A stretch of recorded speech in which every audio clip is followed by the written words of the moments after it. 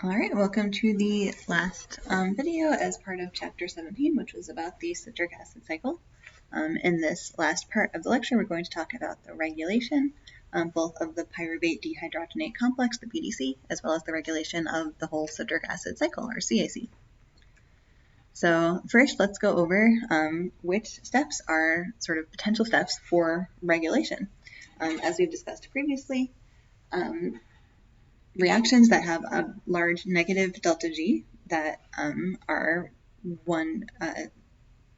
only go in one direction and that are not easy to reverse are really good candidates as reactions to help regulate any kind of pathway or cycle as a whole. And that is also true in this case.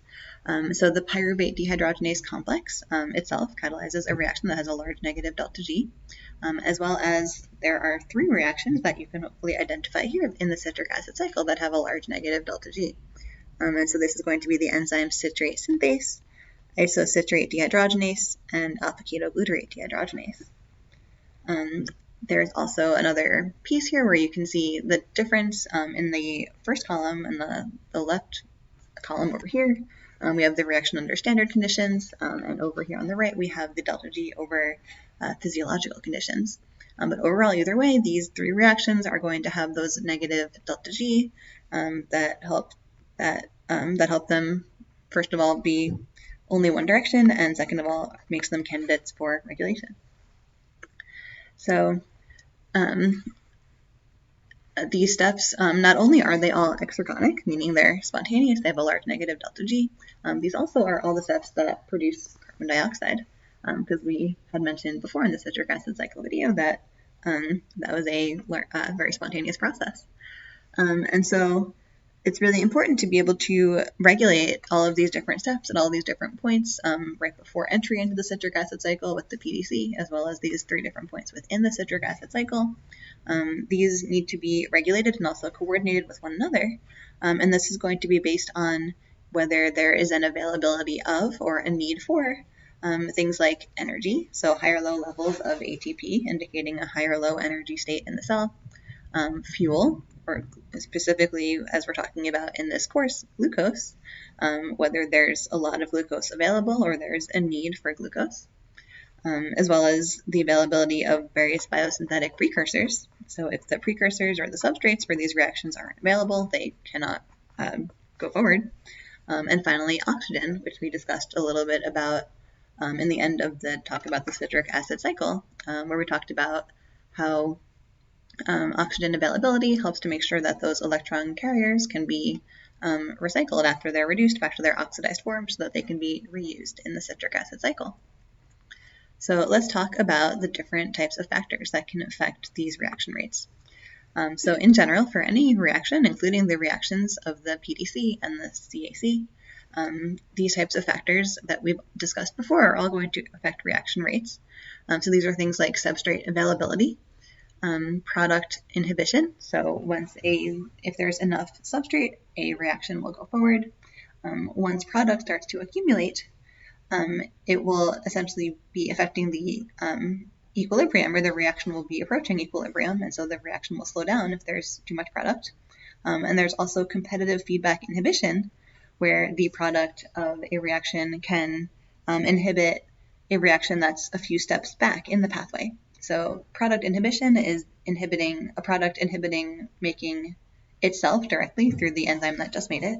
And that's different from competitive feedback inhibition, where the product of a reaction can feed back onto a reaction that's more than one step sort of before the formation of that product.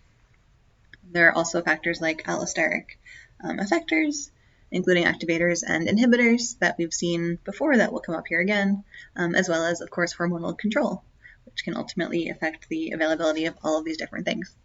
And all of these different things are also summarized in this diagram on the right, where we see the red dashed lines and arrows indicating inhibition or a slowing. The green is indicating an activation or a speeding up of the reaction rate.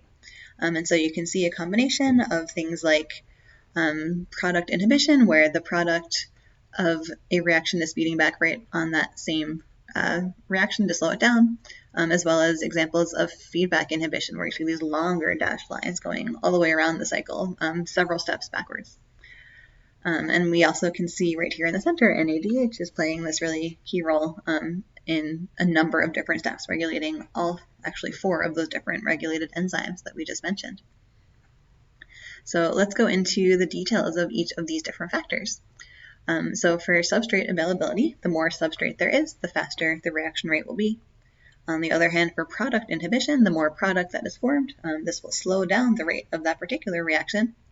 For competitive feedback inhibition, we see a number of different examples of products that are formed as part of various reactions along the citric acid cycle, as well as from the PDC, that can move back several steps away to inhibit enzymes further back in the cycle.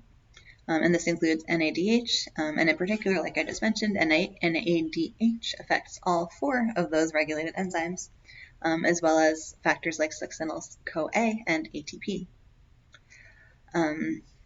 Next we have, as opposed to feedback inhibition, we have some allosteric activators. So one of these is ADP. Like we mentioned before, ADP is a sign of a low energy state in the cell. And so when there's accumulation of ADP, that's assigned to stimulate the citric acid cycle to help eventually generate more ATP. On the other hand, ATP is participating in feedback inhibition, because once you have enough ATP, there's no need to continue the citric acid cycle to generate more, because there's already enough. Another allosteric activator is calcium, which can be produced by various signaling pathways that can also help to activate the citric acid cycle, that we won't go into the details of here. And finally, in terms of hormonal control, insulin can help to increase the activity of the PDC, the pyruvate dehydrogenase complex, and it does so through its signaling pathways, which will ultimately result in dephosphorylating the PDC, which would increase its activity overall. Because as we know, insulin is an indication of a high nutrient state where there's a lot of glucose availability. So if there's a lot of glucose available, it's there and present so that essentially can act as a substrate further up the line to speed up the rate of all of the downstream reactions from there. So overall, now you should be ready to answer the practice questions that are about the regulation of the PDC and the CAC.